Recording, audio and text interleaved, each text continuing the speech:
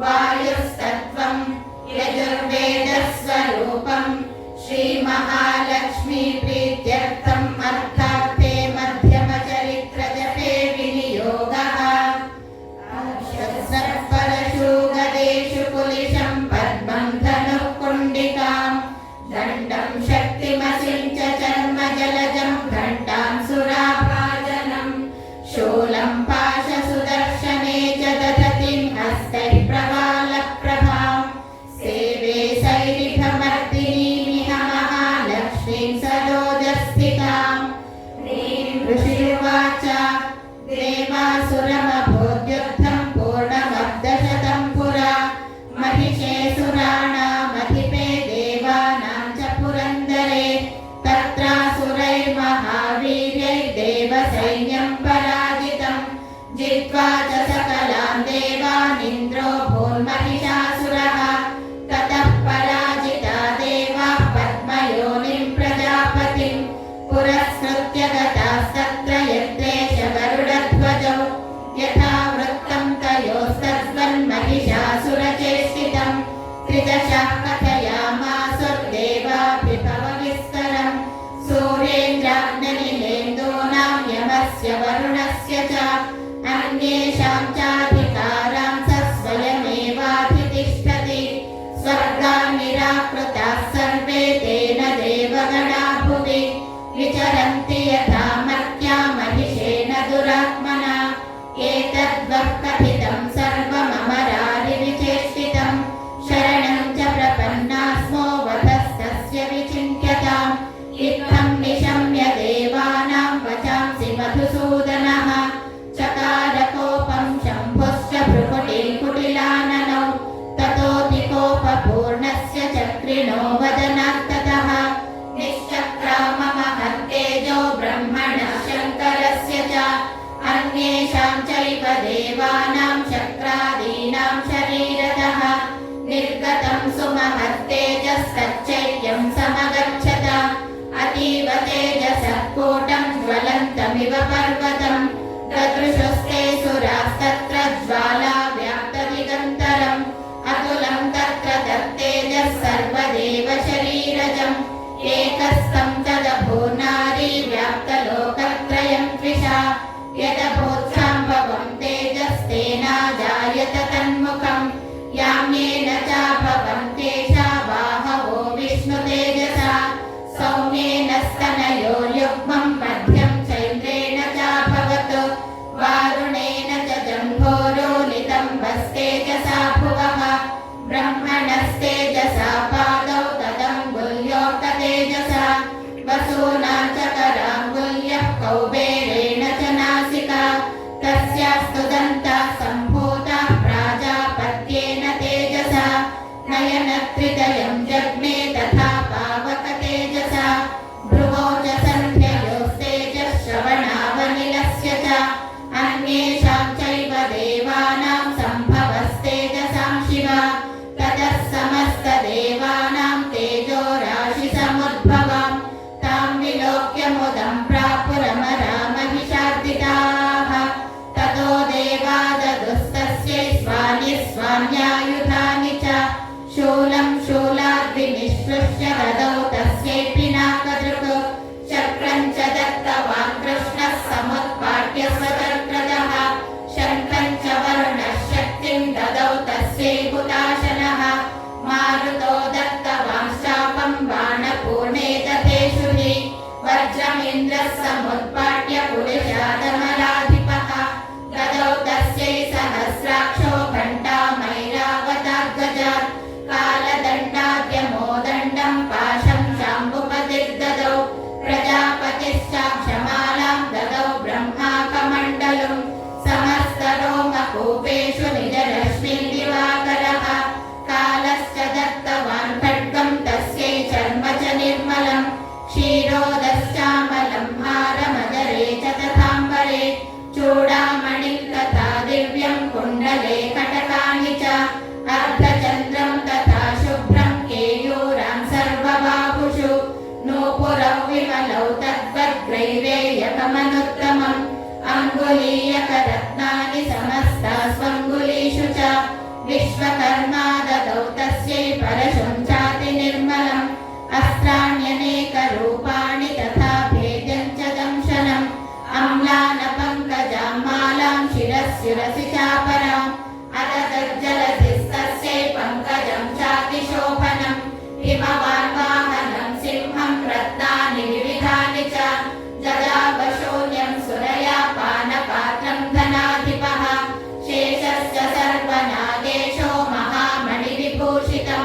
नागहारं ददौ तस्यै दत्तेय पृथिवीमिमाम् अन्यैरपि सुरैर्देवी भूषणैरायुधैस्तथा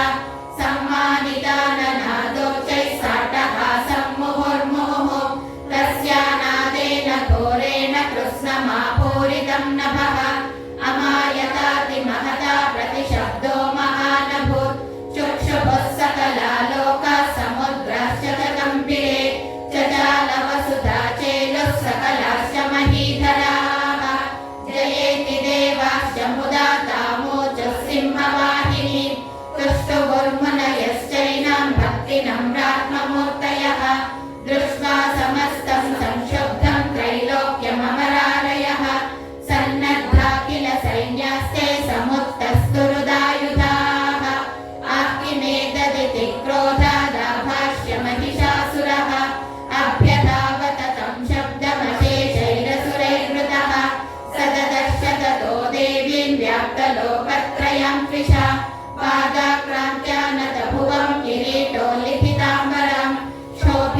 शोभिताशेषपातालं धनुर्जानिस्वरेण तां दिशो भुजसहस्रेण समर्ताभ्याप्य संस्थितां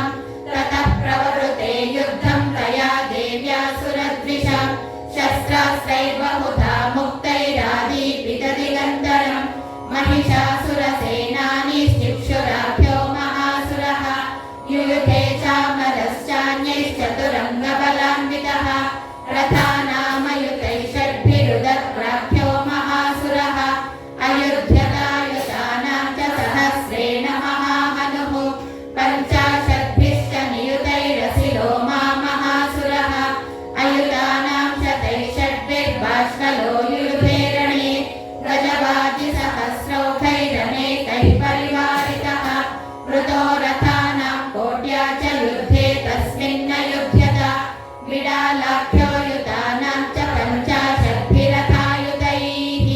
युयुधे संयुगे तत्र रथानां परिवारितः अन्ये च तत्रायुतशो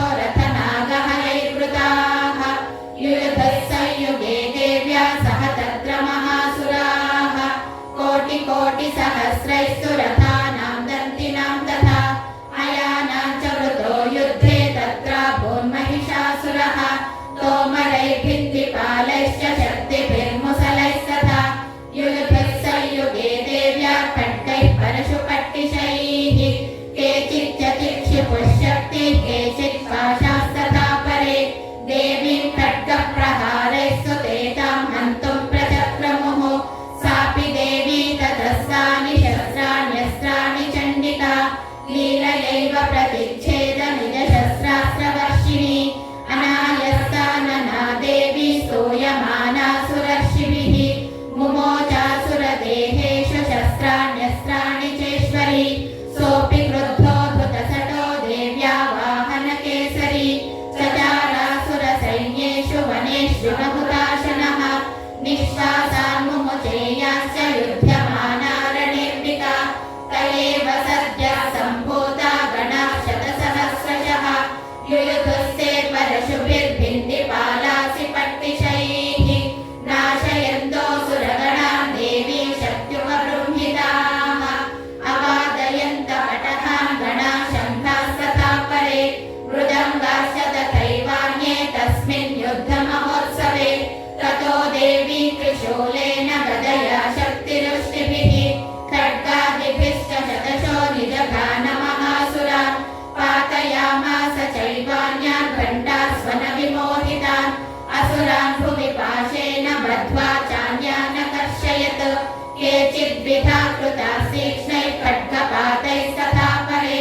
विपोथितानि पातेन गदया भुवि शेरते वेमुश्च केचिद्रुधिरं मुसलेन भृशं हता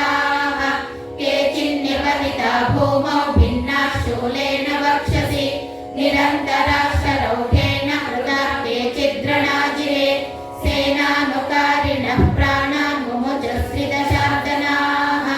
तेषां जिह्वाहवश्चिन्नाः छिन्नग्रीवाः तथा परे शिरांसि पेतुरन्येषां मन्ये मध्ये विदारिताः विच्छिन्नजङ्घाः स्वपरे पेतुरुर्व्यामहासुराः एकबाह्वक्षिचरणाः केचिद्देव्याद्विधा कृताः छिन्नेऽपि चान्ये शिरसि पतिताः पुनरुत्थिताः नमृतश्चापरे तत्र युद्धे तूर्यलयाश्रिताः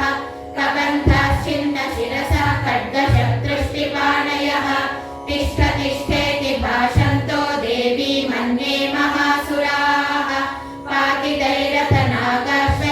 पातिदैरथनागाश्वैरसुरैशवसुन्धरा अगम्या सा भवत्तत्र यत्राभूत्समहारणः शोणितौघा महानद्यः सद्यस्तत्र प्रसुश्रुवुः मध्ये चासुरसैन्यस्य वारणासुरवाजिनां क्षणेन तन्महासैन्यमसुराणां तथाम्बिका